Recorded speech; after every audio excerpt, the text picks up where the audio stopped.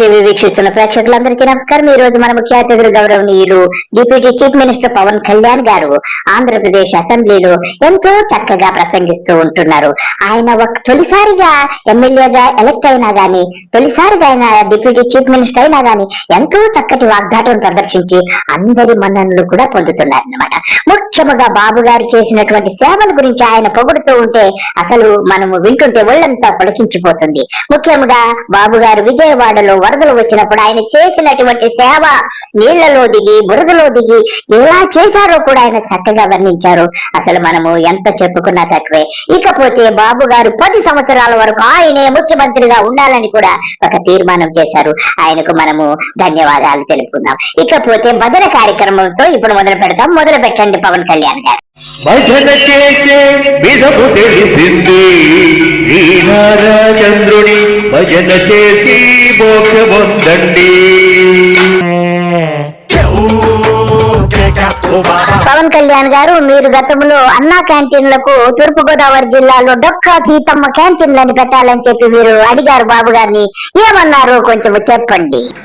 అలాగే ముఖ్యమంత్రి గారికి కూడా ముఖ్యంగా మిడ్ డే నేను అడిగింది ఏంటంటే, ముఖ్యమంత్రి గారిని డొక్కా సీతమ్మ గారి పేరు ఏదన్నా పథకాన్ని క్యాంటీన్ పెట్టండి అంటే, పవన్ కళ్యాణ్ గారు మీరు అడగడం తర్వాత బాబు గారు పెట్టకుండా ఉంటారా? మీరేం అడిగినా కానీ చేస్తారు. నాకు తెలుసు మీ యొక్క సామర్థ్యం ఏమిటి. ఆయన ఏకంగా దీనిలో నారాయణ గారికి కూడా ముఖ్యమంత్రి గారు ప్రత్యేకంగా నా ధన్యవాదాలు తెలియజేస్తున్న అధ్యక్ష.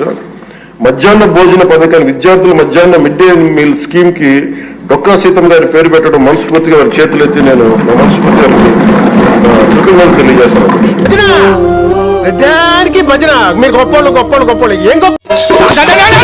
పవన్ కళ్యాణ్ గారు బాబు గారికి చక్కటి భజన చేశారు. ఇకపోతే వరదలు వచ్చినప్పుడు బాబు గారు ఎలా ఉన్నారు, ఎలా వరదలో తిరిగారు, అవన్నీ కూడా కొంచెం చెప్పండి. అది కూడా మీరు భజన రూపంలోనే చెప్పండి.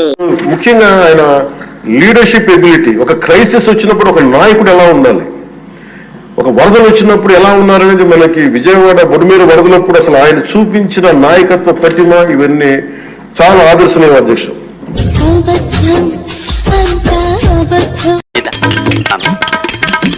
పవన్ కళ్యాణ్ గారు, మీరు చెప్పినది అక్షర సత్యము. వరదల్లో కొట్టిమిట్టు ఆడుతున్న వరద బాధితులకు కొవ్వొత్తులు, అగ్గిపెట్టెల కోసమే 20 కోట్లు ఖర్చు పెట్టి వారిళ్లలో దీపాలు వెలిగించిన బాబు గారిని ఎలా మర్చిపోతారు పవన్ కళ్యాణ్ గారు? వెళ్ళి కాళ్ళు నుంచి మన చొక్కా మరిచి ఆయన దిగి బురదలో నడిచి దిగి ఆయన అవసరం లేదు, ఆయన చేయించవచ్చు. ఒక కమాండ్ సెంటర్ లో కూర్చొని చేయగలిగే సత్తా ఉండి కూడా మా అందరికీ ధైర్యం నింపడానికి, మా అందరికీ భరోసా నింపడానికి, ప్రజలకు ఆ భరోసా ఇవ్వడానికి ఆయన నడిపించిన తీరు యంత్రాంగాన్ని చాలా అభినందనీయం అధ్యక్ష.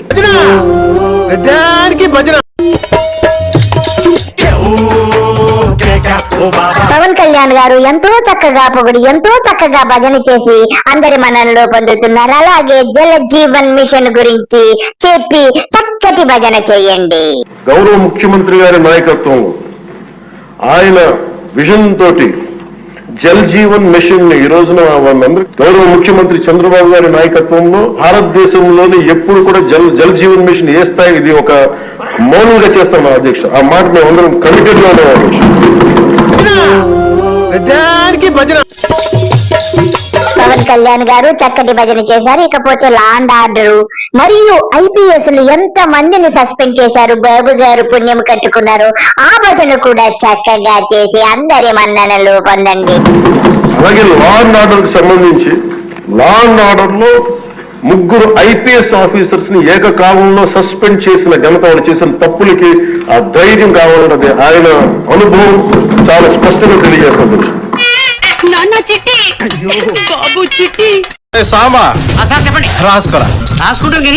ఇవన్నీ నా చేత ఎందుకు రాస్తున్నట్టు ఇలా ఆణిముత్యాలు కలిపి త్వరలో మంచి బుక్ అయిద్దాం. పవన్ కళ్యాణ్ గారు చక్కటి ఆణిముత్యం చెప్పారు. మరొక ఆణిముత్యం చెప్పండి. సోషల్ మీడియా గురించి తమరు ఎటువంటి చర్యలు తీసుకుంటున్నారు, బాబు గారు ఎటువంటి చర్యలు తీసుకుంటున్నారు, అలాగే హోమ్ మినిస్టర్ చర్యల గురించి కూడా చెప్పి చక్కటి చక్క భజన చెయ్యండి. ప్రత్యేకించి సోషల్ మీడియాకి సంబంధించి అసలు ఇంట్లో ఆడబిడ్డలు బయటికి రావాలన్నా కానీ ఊళ్ళల్లో ఈ రోజున ఇక్కడున్న చాలా మంది గౌరవ సభ్యులు కానీ ముఖ్యమంత్రి గారు వీళ్ళందరూ ఎంతో కొంత ఒక ఇన్సులేటెడ్ అధ్యక్ష. పవన్ కళ్యాణ్ గారు ఆడబిడ్డలు బయటికి రావాలంటే భయపడుతున్నారని చెప్పారు సోషల్ మీడియా దెబ్బకి. మరి ఇప్పుడు మీరు ప్రభుత్వం ఏర్పరిచాక ఆడవాళ్ళందరికీ స్వేచ్ఛ వచ్చిందని నేను నమ్ముతున్నాను. తమరు గతంలో ఏమి మాట్లాడారో ఒక్కసారి విందాం. 20, 30, 18,000 మంది అమ్మాయిలు, 17,000 మంది అమ్మాయిలు ఇంటికి రాకపోతే పవన్ కళ్యాణ్ గారు మీరు కోటి పుస్తకాలు చదివిన వారు, మీరు ఇలా తడబడడం ఏమీ బాగోలేదు. 10,000, 15,000, 18,000, 17,000 అంటారు. అసలు ఎన్ని వేలో కొంచెం వివరంగా చెప్పండి. ఎందుకు మాట్లాడలేదంటే కేంద్ర నిఘా వర్గాల్లోని పెద్దలు నాకు చెప్పింది, ఏది నోటుకొస్తే అది మాట్లాడక ఈ వాలంటీర్స్ టీమ్ ని పెట్టారు. ప్రతి ఊర్లో, ప్రతి గ్రామంలో ఎవరు మనిషి ఏంటి బాబా అన్న ఇంకోసారి అన్న ఇట్లా ట్రాప్ చేసి హ్యూమన్ ట్రాఫికింగ్ జరుగుతా ఉంది వీళ్ళ ఇన్ఫర్మేషన్ వల్ల. నా కేంద్ర నిఘా వర్గాలను హెచ్చరించింది చెప్తున్నాను. పవన్ కళ్యాణ్ నువ్వు బాబు అంత నయవంచకులు ఎవరు ఉండరయ్యా. వాలంటీర్ల మీద బురద చల్లి వాళ్ళ యొక్క సంఘ విద్రోహ శక్తుల్లా చిత్రీకరించి చివరికి వాళ్లకు 10,000 ఇస్తానని చెప్పి వాళ్ళ నమ్మబలికి చివరికి వాళ్ళకి అన్నం లేకుండా చేసి వాళ్ళ రోడ్లెమ్మడి తిప్పుతున్నారు మీరు. 2,50,000 మంది ఉసురు నీకు, నీ బాబుకు తగలక తప్పదు. కొంతమంది అధికారులు తెలియచ్చు, లేదంటే మనుషులు ఉండొచ్చు, ఉండొచ్చు, కానీ నిజంగా సఫర్ అవుతుంది ఊళ్ళల్లో ఆడపిల్లల అధ్యక్ష. బయటికి రాలేకపోతున్నారు. క్రైమ్ మైండ్ సెట్ పెరిగిపోయింది, క్రిమినాలిటీ పెరిగిపోయింది. ఇలాంటి సమయంలో ఆయన ఉక్కుపాదంతో సోషల్ మీడియా యాక్టివిస్టులు అనే పేరు చెప్పుకునే గుండాలకి, రౌడీలకి ఆయన తీసుకున్న చర్యలు, హోంమంత్రి అనిత గారు తీసుకున్న చర్యలు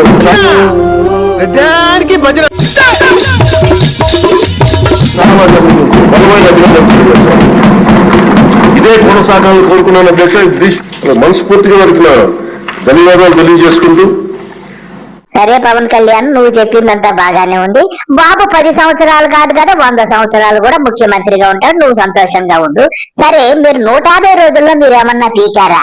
మీరు పీకింది ఏమన్నా ఉంటే సోషల్ మీడియాలో ఉన్న వారిని ఏదో లోపల పెడతాను, పొడి చేస్తాను, కరి చేస్తానని చెప్పడం తప్ప, అందరిని ఇబ్బంది పెట్టడం తప్ప మీరు పీకింది ఏమీ లేదని ప్రజలకు అర్థమైంది. మీకు ముందుంది ముసళ్ళ పండగ.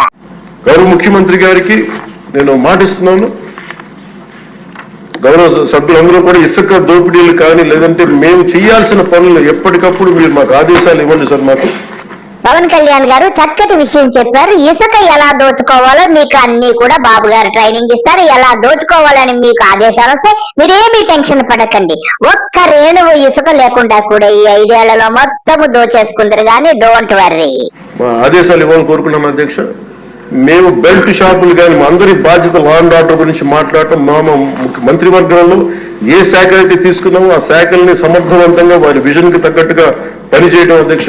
తప్పకుండా పవన్ కళ్యాణ్ గారు ఆయన విజన్ కు తగినట్టుగానే పనిచేద్దరు కానీ ప్రతి ఇంటికి ఒక బెల్ట్ షాప్ పెట్టి అందరి మన్ననలు పొందుతూ అందరూ తాగేసి రోడ్డు మీద పడి దొల్లుతుంటే ఆనందంగా నువ్వు నీ బాబు చూద్దరు కానీ, సరేనా? ఇవన్నీ కూడా మేము ఆయన ఏ కళ అయితే కన్నారో ఆ కళ నెరవేర్చడానికి, పూర్తి చేయడానికి మేమందరం సంసిద్ధంగా ఉన్నామని తెలియజేసుకుంటూ, మీరు 5 సంవత్సరాలు కాదు గౌరవ ముఖ్యమంత్రి గారు తెలియజేసిన అధ్యక్ష, మీరు ఇంకొక దశాబ్దం కూడా ఈ రాష్ట్రానికి ముఖ్యమంత్రిగా కొనసాగి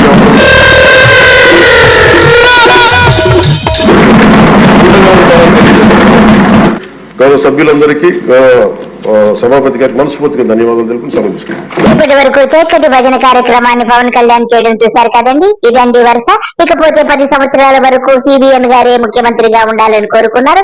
ఈయన ఎప్పటికీ ఈయన జీవితంలో చీఫ్ మినిస్టర్ కాలేడని చెప్పి ఆయన మాటల్లోనే తెలుస్తుంది. అందరికీ నమస్కారము. బాయ్.